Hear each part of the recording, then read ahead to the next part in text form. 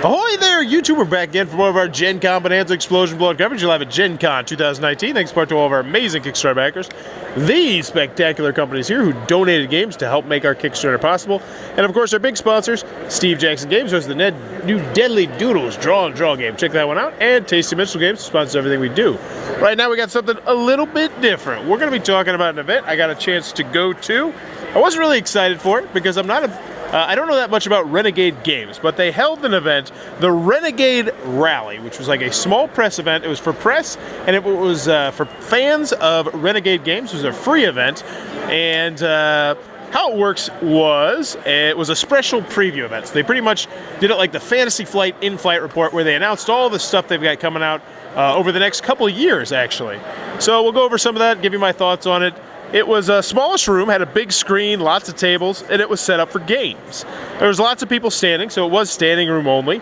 And they started off by showing Paladins of the West Kingdom, releasing in October. Everybody knew that. Nobody cared. Nobody really clapped because everybody kind of knew it. It wasn't really that big of an event. Next, they had the Aquacorn Cove board game coming out Q3 2019. And I was actually digging this thing. It looked really, really pretty. They had it set up on the table. It looked nice. And then they showed Clip Cut Parks, which is coming in Q3 2019. This one I actually got a chance to run a demo of, play a whole game of it. So be sure to check out the impression video of that. I really did like it.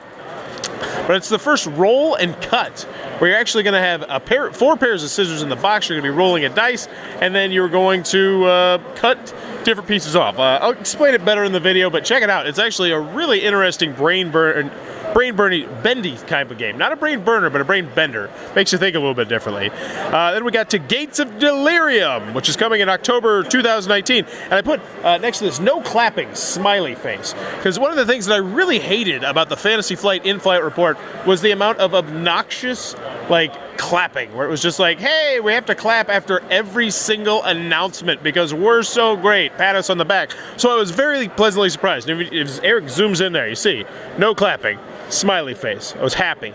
Because the clapping also wastes a lot of time. That's like 15, 20 seconds of clapping every single time you do it. We don't got time for that stuff. So then we got the Solo Hero Stories Proving Grounds. So they're going to be doing some more with their solo game line. They got the solo game line, which actually looked pretty stinking cool. Glad to see more solo games.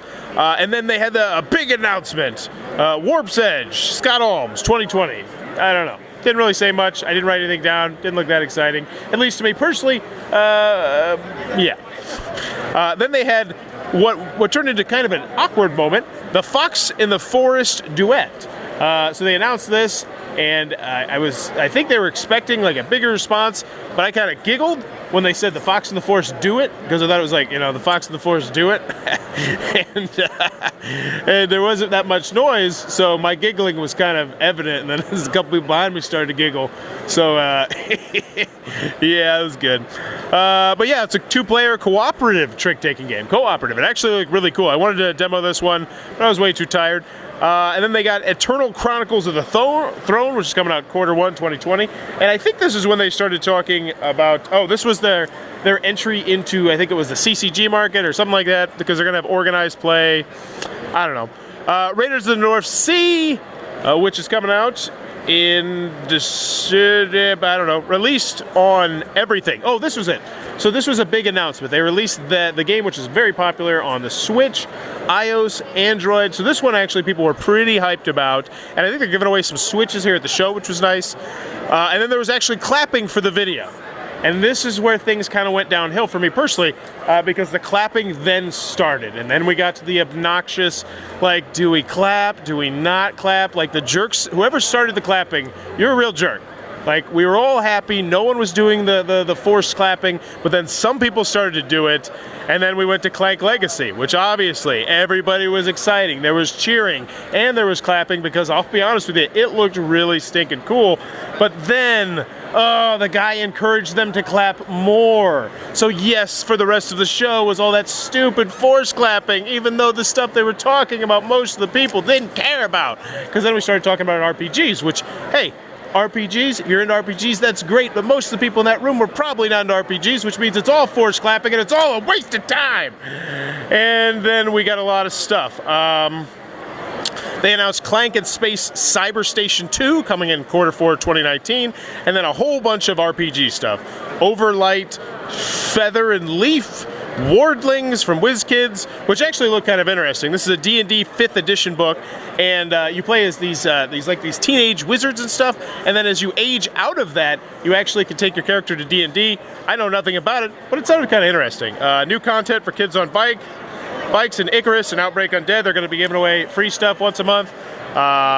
Strange Adventures Volume 2 coming soon. Outbred Undead Deep Space, Dance Macabre, I don't know, Zombie Survival in the Renaissance. It's all role-playing stuff here. Altered Carbon, the RPG, Gods of Metal, Ragnarok. This one actually, this also was another really annoying thing they did. You know, I give you the honest truth here. So, they had like this really cool looking RPG where it's set in like this metal world where everybody's like rocking like metal and guitars, and I think like that game that came out a couple of years ago from the guy that did Psychonauts. You know what I'm talking about, Eric? You know the name of it? Heavy Metal. It had Jack Black in it, I think. Good game.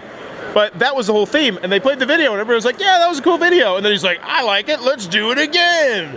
And so then we watched the video again, and it was like, oh, do we clap after the video the second time too? Like, we gave you the clap. Like, the clap was there, it was an excited clap, and then you play it again, do we still clap? Which led to just more of the awkward, like, kind of half claps, which, you know, I hate it. It really drove me crazy. So yeah, Q1 heavy metal themed RPG, and then we got to the Power Rangers Zeo Ranger Pack, Zeo Gold Character Pack, which, I don't know, it's Power Rangers mini stuff.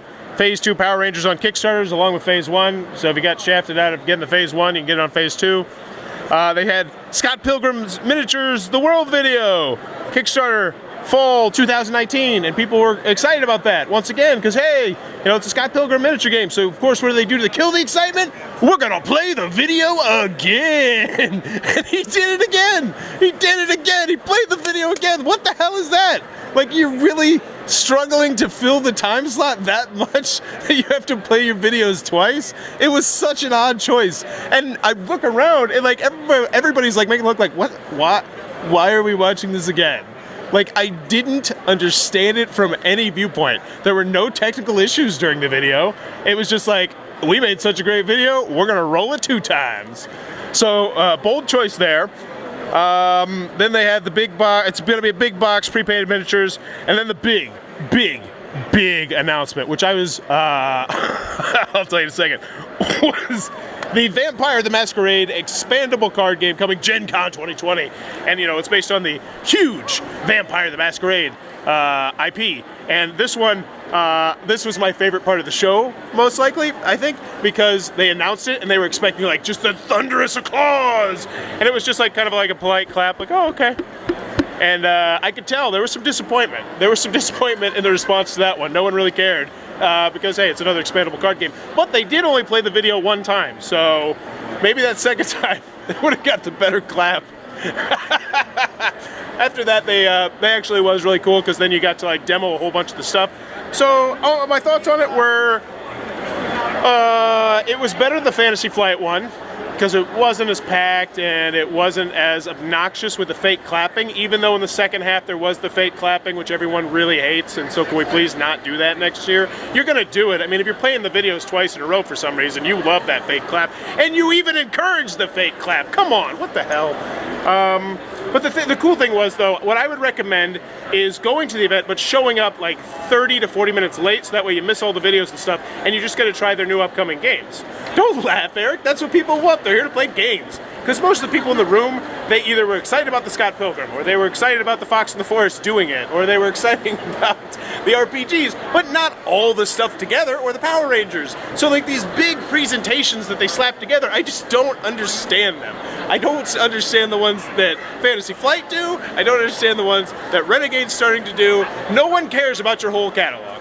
They don't. They just don't. Nobody does. Because their catalog is just too diverse, and that's a good thing and a bad thing, but these events are weird. So in the end, I enjoyed the event. I thought it was an interesting experience, but if you're just a casual fan, I would recommend showing up 30 or 40 minutes late and just trying out all the new stuff, because they had a whole bunch of the stuff that you could demo, which is what most people wanted to do. So in the end, The Renegade rally was interesting, and my suggestion is if you want to go to it, come 30 to 40 minutes late and just try out all the cool games they had, because they did have a whole bunch of cool games set up. So there you go. That's my thoughts on the Renegade rally. If you enjoy what I'm doing, please be sure to click on that subscribe button down below. If you're with the channel, click on the little Amazon Associates link down below, and in the comments below, let me know. When's the last time you ate something out of a trash can? Eric, when's the last time you ate something out of a trash can? Never.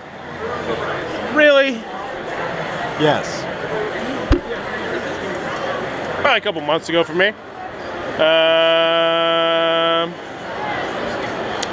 Yeah, it was. It was something that the boys, like, I got 2 kids, and I told them to give it to Bailey, but then they threw it in the trash, and it was like some good dessert or something, but it was right at the top of the trash, so I just kind of picked it off and ate it. Let me know in the comments below, when's the last time you ate out of the trash? As always, thanks for your time, YouTube.